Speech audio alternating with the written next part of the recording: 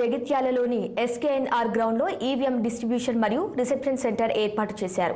ఈ సందర్భంగా Jagtial assembly segment లో 254 పోలింగ్ కేంద్రాలను ఏర్పాటు చేశామని, పోలింగ్ కేంద్రాల వద్ద 1208 మంది సిబ్బందిని ఏర్పాటు చేశామన్నారు. అదేవిధంగా పోలింగ్ కేంద్రాల్లో తాగునీటి సదుపాయం, వృద్ధులకు, దివ్యాంగులకు వీల్ చైర్ సదుపాయం కల్పించారు. సమస్యాత్మక ప్రదేశాల్లో పోలీసు వారు ప్రత్యేక దృష్టి సారించారని, ప్రజాస్వామ్యంలో ఓటు హక్కు ముఖ్యమని, ఓటర్లు తమ ఓటు హక్కును వినియోగించుకొని తమకు కావాల్సిన ప్రభుత్వాన్ని ఎంచుకోవాలని కోరారు.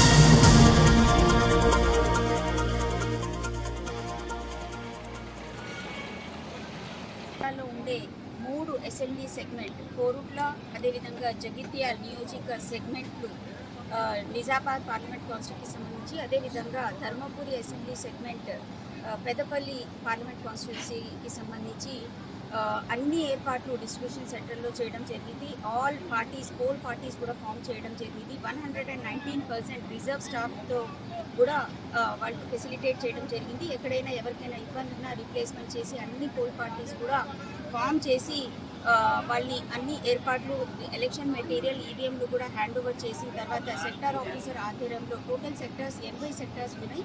సో వాళ్ళ ఆధ్వర్యంలో ఆల్రెడీ అన్ని పార్టీస్ కూడా డిస్పాచ్ కావడం జరిగింది. ఈ సందర్భంగా ఎలక్షన్ కమిషన్ వారి ఆదేశాల మేరకు ఎవ్రీ పోలింగ్ స్టేషన్లో కూడా అన్ని ఏర్పాట్లు, ముఖ్యంగా ఎండలు ఎక్కువ ఉన్నాయి కాబట్టి, ఎండల తీవ్రత ఎక్కువ ఉన్నాయి కాబట్టి ప్రతి పోలింగ్ స్టేషన్లో షేడ్ ఫెసిలిటీ, అదేవిధంగా యాక్సెసిబుల్ ఎలక్షన్లో భాగంగా ఏవైతే ఆదేశాలు ఉన్నాయి ఎలక్షన్ కమిషన్ వారు దాని ప్రకారం ర్యాంప్స్ కానివ్వండి, టాయిలెట్స్ కానివ్వండి, కూలర్స్ కానివ్వండి, అదేవిధంగా model polling stations, all women polling stations, PWD polling station, youth polling stations and thematic polling stations కూడా జిల్లా వ్యాప్తంగా కూడా ముఖ్యంగా ఈ 3 నియోజకవర్గంలో as per the ECI guidelines కూడా ఏర్పాటు చేయడం జరిగింది. అన్ని ఫెసిలిటేషన్ చేయడం జరిగింది. ఎవరికి కూడా పోలింగ్ సిబ్బందికి కూడా ఎక్కడ కూడా ఇబ్బంది కాకుండా, అదేవిధంగా ప్రతి పోలింగ్ లొకేషన్లో కూడా బందోబస్తు అరేంజ్మెంట్, రిక్వైర్డ్ బందోబస్తు అరేంజ్మెంట్ పోలీస్ వాళ్ళ శాఖ వారి ద్వారా చేయడం జరిగింది. అదేవిధంగా ఓటర్ అసిస్టెంట్ బూత్స్ కూడా ఏర్పాటు చేయడం జరిగింది. అక్కడ ఎవరైనా వస్తే ఆల్ఫాబెటికల్ ఆర్డర్లో కూడా మనకి రోల్ బిఎల్ఓ దగ్గర అవైలబుల్ ఉంటుంది. సో ఎవరైనా చెక్ చేయాలంటే కూడా అక్కడ చెక్ చేసుకోవడానికి అవకాశం ఉంది. అదేవిధంగా ఎండ తీవ్రత ఎక్కువ ఉంది కాబట్టి తప్పనిసరిగా పారామెడిక్స్తో పాటు మెడికల్ సిబ్బంది కూడా ప్రతి పోలింగ్ లొకేషన్లో కూడా కూర్చోవడం జరిగింది. వాళ్ళ దగ్గర అన్ని కూడా మందులు కూడా ఏర్పాటు చేయడం జరిగింది, ఎక్కడ కూడా ఎవరికి ఇబ్బంది కాకుండా. అదేవిధంగా యాక్సెసిబుల్ ఎలక్షన్లో భాగంగా సక్షమ్ యాప్ ద్వారా ఎవరైనా రిజిస్టర్ చేసుకుంటే పీడబ్ల్యూడీ ఓటర్స్ వాళ్ళని ఇంటి నుంచే పికప్ చేసుకొని, లేకపోతే చాలా వృద్ధులు ఉన్నా కూడా వాళ్ళ ఇంటి నుంచే పికప్ చేసుకొని మనం పోలింగ్ స్టేషన్కి తీసుకురావడం జరుగుతుంది. సో మా ఒకటే విజ్ఞప్తి ఏంటి, ప్రతి ఓటర్ కూడా వాళ్ళు ఓటు హక్కుని వినియోగించుకోవాల్సిందిగా కోరుతున్నాం. మీ పోలింగ్ స్టేషన్కి 7 గంటల నుంచి సాయంత్రం 6 గంటల వరకు సమయం ఉంది కాబట్టి పొద్దున్నే మీరు ఎలా ఒక నిదానంతో మనం ముందుకు వెళ్తున్నాం. అదేంటంటే ఓటింగ్ అనేది రైట్ అండ్ ఓటింగ్ అనేది డ్యూటీ లాగా భావించి మనం ప్రతి ఒక్కరిని కూడా మన ఓటు హక్కుని వినియోగించుకోవాలనేది ఎలక్షన్ కమిషన్ వారి ఆదేశాల మేరకు ఎక్స్టెన్సివ్ స్వీప్ యాక్టివిటీస్ కింద ప్రతి దగ్గర కూడా ఫాలో అప్ చేసి చాలా ఎక్స్టెన్సివ్ ప్రెస్ అండ్ మీడియా మిత్రుల సహకారంతో ఈ మెసేజ్ అనేది స్ప్రెడ్ చేయడం జరిగింది. సో తప్పనిసరిగా ప్రతి ఒక్కళ్ళు వాళ్ళ ఓటు హక్కుని వినియోగించుకోవాలి. దీనికోసం చాలా కష్టపడడం జరిగింది కాబట్టి ప్రతి ఒక్కళ్ళు కూడా వాళ్ళ నియరెస్ట్ వాళ్ళకి కేటాయించిన పోలీస్ స్టేషన్ ఎక్కడైతే వాళ్ళు నమోదున్నారో దానికి వచ్చి దయచేసి తప్పనిసరిగా వాళ్ళ ఓటు హక్కుని వినియోగించుకోవాల్సిందిగా డిస్ట్రిక్ట్ ఎలక్షన్ ఆఫీసర్ జగిత్యాల